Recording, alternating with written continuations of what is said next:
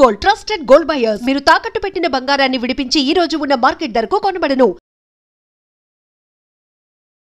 మనము అంటే నేను నా ఒపీనియన్ చెప్తా. ఇది నాన్ వెజిటేరియన్ అందరూ నా మీద ఏమనుకో నాకేం పర్వాలేదు. నేను 30 years నుంచి వెజిటేరియన్, మోర్ దెన్ 30. నా హిమోగ్లోబిన్ 15.2. నాకు వచ్చిన రకరకాల లిగమెంటేర్లు, డీవీటీలు అన్నీ కూడా నేను మినిమం డాక్టర్ల ఇన్వెషన్తో పోగొట్టుకున్నా. ఇప్పుడు 7 kilometers ఈ రోజు పోతాను కూడా 7 kilometers KBR full round running చేసిన. నేను వెజిటేరియన్. బాగుంది. నా ఏజ్కి నాకు 60, నా ఏజ్కి నాకు స్కిన్ బాగుంది, మైండ్ అలర్ట్గా ఉంది. మదనపల్లి నుంచి హైదరాబాద్కి 600 kilometers సెల్ఫ్ డ్రైవింగ్ చేసేస్తా. దిగుతానే నిలబడి అప్పటికప్పుడే నా పని చేసుకుంటా. టైర్డ్నెస్ లేదు. మరి ఇంకేం హెల్త్గా, నేను వెజిటేరియన్ హెల్త్గా ఉన్నాను కదా లెక్క. నాన్ వెజ్ తింటేనే హెల్త్ వస్తుంది. నేను నాన్ వెజ్ తినలేదే, మరి హెల్త్గానే ఉన్నా కదా. రెండోది, మన వెజిటేరియన్స్ అనే దానికి 3 కారణాలు చెప్తా. అవి నిజమా కాదని మీరు వెరిఫై చేసుకోండి. మన ఇంటెస్టైన్, వెజిటేరియన్స్ దేనికైనా ఇంటెస్టైన్ చిన్న పేగులు అనేవి లాంగ్ వస్తాయి. Small intestine is very long, 7 meters ఉంటుంది, 21 feet 22 feet ఉంటుంది. ఆవులకైనా మేకలకైనా అంటే లాంగ్ ఇంటెస్టైన్. రెండోది, వెజిటేరియన్ అనిమల్స్ అన్నీ నీళ్ళు తాగుతాయి. మేకలు, గొర్రెలు, జింకలు, ఏనుగులు అన్నీ తాగుతాయి. మనుషులు కూడా తాగుతాం. అదే నాన్ వెజిటేరియన్ అనిమల్స్ అన్ని గెతుకుతాయి నాలుగుతో. కొంచెమే నీళ్ళు ఎక్కువ అవసరం లేదు వాటికి, గెతుకుతాయి. చూడండి మీరు. మూడోది చాలా ఇంపార్టెంట్. మీకు అక్కడ వెజిటేరియన్ ఫుడ్ కనబడింది అనుకోండి, ఆడ పులిహార కనబడింది అనుకో, నోటి నీళ్ళు వస్తాయి. మామిడి పండు నోటి నీళ్ళు వస్తాయి, ఉసిరికాయ, చింతకాయ. అంటే మీకు ఆ ఫుడ్ కరెక్ట్ కాబట్టి మీ బాడీ మైండ్ అంతా రెడీ అవుతా ఉంది ఫుడ్కి. మీకు నాన్ వెజిటేరియన్ కోడిని కోసి లేదా చేపలను అట్ట పొట్ట కోసి అన్ని అటు పెట్టామనుకో, మీరు ఏం చేస్తారు? ముక్కు మూసుకుంటారు కదా. మరి మీ ఫుడ్ కాదు కదా అది. ఇదే ఫుడ్ని మీ కంపు కొట్టుతా ఉండే ఫుడ్ని కుక్క ముందర పెట్టామనుకో, వాడి జొల్లు కారుతుందే, వాడి ఫుడ్ కదా అది. మీరు వెజిటేరియన్గా దాన్ని మార్చుకునే దానికి మనుషులు దానికి అల్లము, గార్లిక్, మిరప్పొడి, అవి అని వేయించి అది వెజిటేరియన్గా ఉంది చూడు అని తింటా ఉంటారే. ఎందుకు? మీకు డోపమైన్ కిక్ రావాలి ఆ ఫుడ్ తింటే. దానికోసమని మీరు నాన్ వెజిటేరియన్ మార్చుకొని తింటా ఉంటారు. వెజిటేరియన్ తినడంలే. ఇంకొక కారణం ప్రకృతి పర్యావరణంగా ఏమి, 12 kilos ధాన్యము 1 kilo మాంసాన్ని తయారు చేస్తుంది. 12 kilos ధాన్యం, మొక్కజొన్న అయినా సదరైన జొన్న ఏదైనా అప్రాక్సిమేట్గా 12 kilos ధాన్యాన్ని 12 4 200 grams 1/4 kilo తింటారు అనుకుంటే 48 మంది తింటారు. ఈ 12 kilos ధాన్యాన్ని 1 kilo మటన్ చేస్తా ఉండవు. సో 1 kilo ఇద్దరే తినేస్తారు. లేదు 4 తింటారు అనుకో, పోనీ 200 అనుకుంటే కూడా. సో 48 మందికి సరిపోయే భోజనము 4 తినేస్తా ఉన్నారు. రెండోది, ఈ ధాన్యం తయారు చేసేదానికి ఇన్ని నీళ్ళు కావాలి కదా. 1 లీటర్కి ఎంతో లెక్క నేను గుర్తులేదు, ఇలా మర్చిపోయినా. 1 kg తయారు కావడానికి ధాన్యము, రైస్కి అయితే 1300 లీటర్లు, మొక్కజొన్నకైతే కొంచెం తక్కువ ఏదో ఉన్నాయి. ఈ నీళ్ళన్నీ వేస్ట్ చేసి వాడి ధాన్యం తయారు చేసినాం. మళ్ళీ ఈ కోడినో మేకనో పెంచేదానికి దానికి మళ్ళీ ధాన్యం వేసి, దానికి ఫీడ్లు వేసి, గీళ్ళు వేసి, ఇవన్నీ వేసి దానికి ఇన్ని నీళ్లు వేస్ట్ చేసి వాడి మళ్ళీ దాన్ని తయారు చేసినాము. ఎంత కరెంటు, ఎంత న్యాచురల్ రిసోర్స్, ఎన్ని నది నీళ్లు, ఎంత రిసోర్సెస్ అవసరం ఏముంది? ఇది చెప్పేసి మనం నాన్ వెజిటేరియన్ మీ ఇష్టం, ఇంకా నేనే తినొద్దో చెప్పాలా, తిని హ్యాపీగా ఉండండి, మేము తినకుండా కూడా హ్యాపీగా ఉన్నాము. మేము ప్రోటీన్ కోసమని సాయంత్రం పొద్దున్నే ఓకే మిల్లెట్స్, పల్లీల చట్నీ, పల్లీలు మంచి ప్రోటీన్ కదా.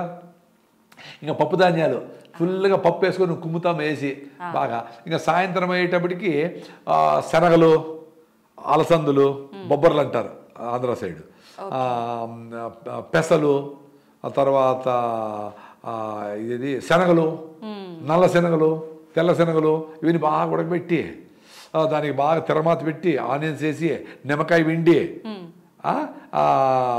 కొబ్బరి తురుము వేసి ఇంత తిన్నామనుకో రోజు వస్తుంది కదా ప్రోటీను.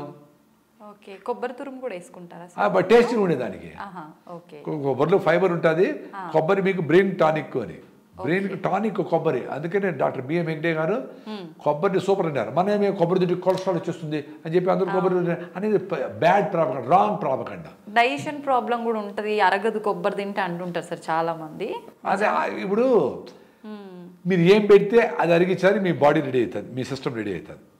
ఇప్పుడు మీరు మంచిగా కొర్రలు, సాములు, రాగి ముద్ద, జొన్న రొట్టెలు దీన్ని బాగా పనిచేస్తూ ఉంటే దాన్ని అరిగించే దానికి సరిపోయే మైక్రో ఆర్గానిజం, మైక్రోబ్స్ లోపల తయారవుతాయి.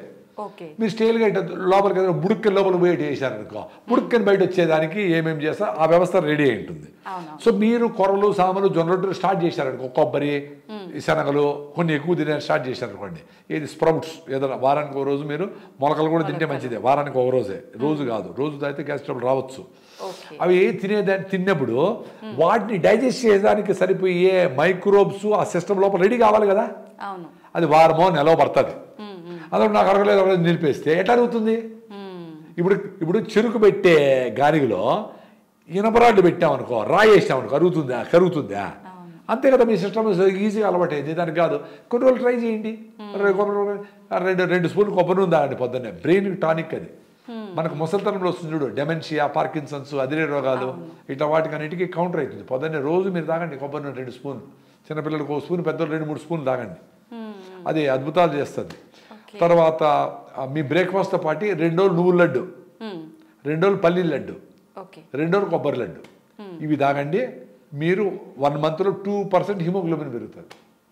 ఇది అద్భుతం. ఇంకేం అవసరం లే. మీరు లడ్డు చేసే టైం లేకపోతే మీ బ్రేక్ఫాస్ట్ టేబుల్ మీదనే ఒక గ్లాస్ బాటిల్లో నువ్వులు కొద్దిగా వేస్తే టేస్టీగా ఉంటాయి, ఫ్లేవర్ బాగుంటుంది. వేయించారు పెట్టండి.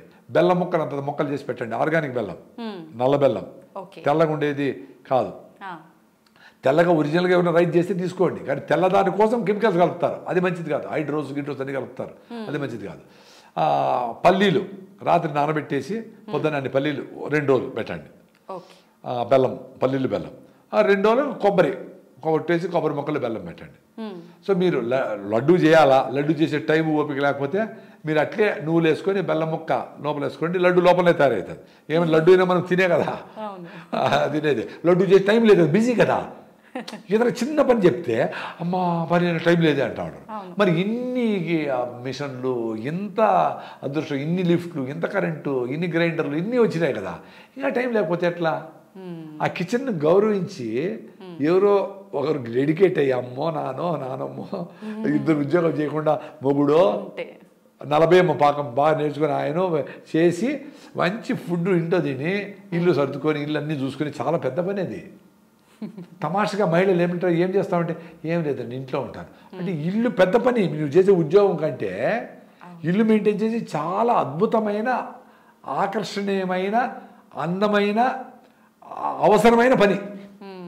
దాన్ని నెగ్లెక్ట్ చేసి ఎవరి చేతిలోనే పెట్టేసి పని వాళ్ళకి కీసి ఇచ్చేసి అవన్నీ ఏదో చేసేసి ఏదో ఆర్డర్ ఇచ్చి అది వచ్చేసి అది తింటా ఆ ప్లాస్టిక్ కవర్లో వేసుకొని వేడివన్నీ ప్యాకింగ్ చేసుకొని. నేను చూసిన చాలామంది సాంబార్ రసం అంతా ప్లాస్టిక్ కవర్లో ఎత్తుకుంటాను.